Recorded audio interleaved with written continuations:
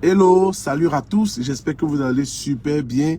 Et aujourd'hui, ce matin, je vais rapidement vous parler d'un sujet très capital. Donc, je voudrais m'adresser aux salariés du privé et aussi aux fonctionnaires.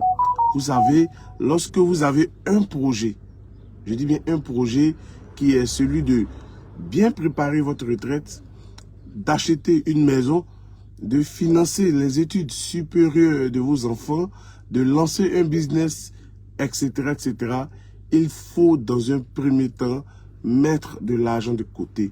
Il faut épargner. Donc, beaucoup ont des projets, mais ils ne commencent pas par épargner.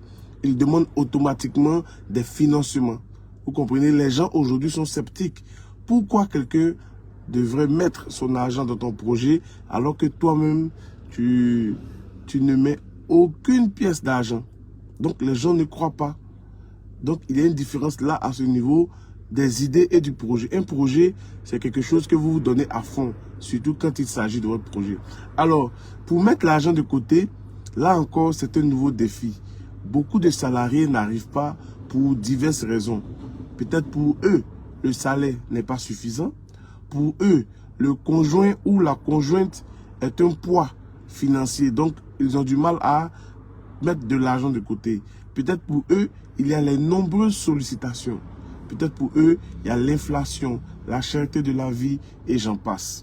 Mais aujourd'hui, je vais parler de ceux qui, malgré tous ces péripéties, arrivent à mettre de l'argent de côté. Donc, 3% des travailleurs arrivent à mettre de l'argent de côté. Non pas parce qu'ils sont les mieux payés, mais parce qu'ils ont observé une certaine discipline et une certaine organisation.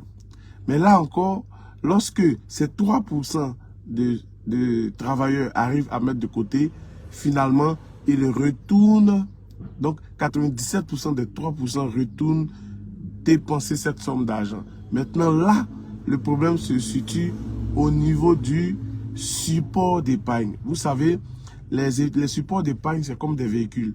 Lorsque vous voulez aller en France, il y a un type de véhicule que vous devez prendre, notamment l'avion. Lorsque vous voulez quitter le plateau pour aller à Yopougon, vous devez prendre un taxi, un Yango, etc. Donc, en fonction de l'objectif à atteindre, il y a le type de support, le type de véhicule qu'il faut utiliser. Donc, il ne s'agit pas simplement de déposer l'argent de côté. Parce qu'en déposant l'argent de côté, les mêmes erreurs ou les mêmes éléments qui ont fait que les 97 premiers n'ont pas pu épargner sont toujours présents et viennent donc greffer dans votre épargne. Vous comprenez? Donc, il faut non seulement mettre de côté, mais surtout protéger votre épargne parce qu'elle est destinée plutôt à servir un projet. Donc là, je voulais parler du support d'épargne. Il y a plusieurs types de support d'épargne. Il y a les enveloppes qu'on peut faire à la maison en fonction de l'objectif de l'argent, en fonction de l'objectif qu'on veut assigner à cet argent. On peut mettre de l'argent sur des supports électroniques. On peut mettre de l'argent sur un compte épargne. On peut mettre de l'argent sur un compte courant, etc., etc.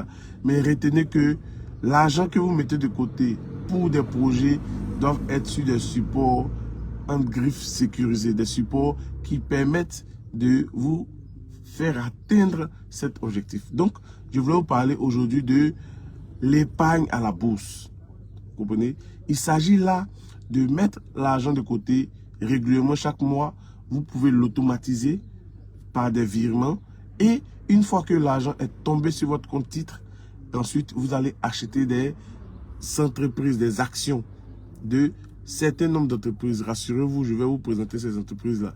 Et lorsque vous achetez ces actions-là, vous avez non seulement des dividendes qui vont vous permettre de les réinvestir et aussi et surtout cet argent investi-là va vous permettre d'augmenter de façon exponentielle. C'est-à-dire, vous achetez une action qui va prendre de la valeur, qui va s'apprécier comme les terrains et en plus de s'apprécier, va vous permettre de bénéficier des dividendes. Alors, on ne peut pas expliquer tout ce processus aujourd'hui, mais rassurez-vous, ce samedi, nous serons au plateau dans les locaux du CRAE UMOA, où il y a Versus Bank, pour parler de l'épargne et l'investissement à la bourse, à savoir la Bourse régionale des valeurs mobilières. Alors, vous êtes invité à y prendre part. Si vous voulez plus de détails, vous pouvez me joindre ou cliquer sur un lien autour pour que je puisse donner les conditions de participation. Vous aurez droit à une formation, à un coaching, une assistance et des livres, des supports de formation pour vous permettre d'aller de l'avant et surtout de réaliser vos projets. Alors, je vais résumer rapidement ce que j'ai dit aujourd'hui. Je disais que de plus en plus, une frange des travailleurs, notamment des salariés et des salariés du privé, des fonctionnaires, a du mal à épargner. Et parmi ceux qui arrivent à épargner, ils utilisent le mauvais support d'épargne. Ce qui fait qu'au finish, ils reviennent pour piocher dans l'épargne et puis ils recommencent à zéro. Donc, sachez aujourd'hui que épargner est obligatoire et important pour réaliser ces projets. Et deuxièmement, il y a la manière d'épargner, il faut utiliser le bon support. Et l'un des meilleurs supports pour un certain type de projet, c'est l'épargne à la BRVM. Ok? Que Dieu vous bénisse. Bon mois de Ramadan à tous les musulmans d'ici et d'ailleurs.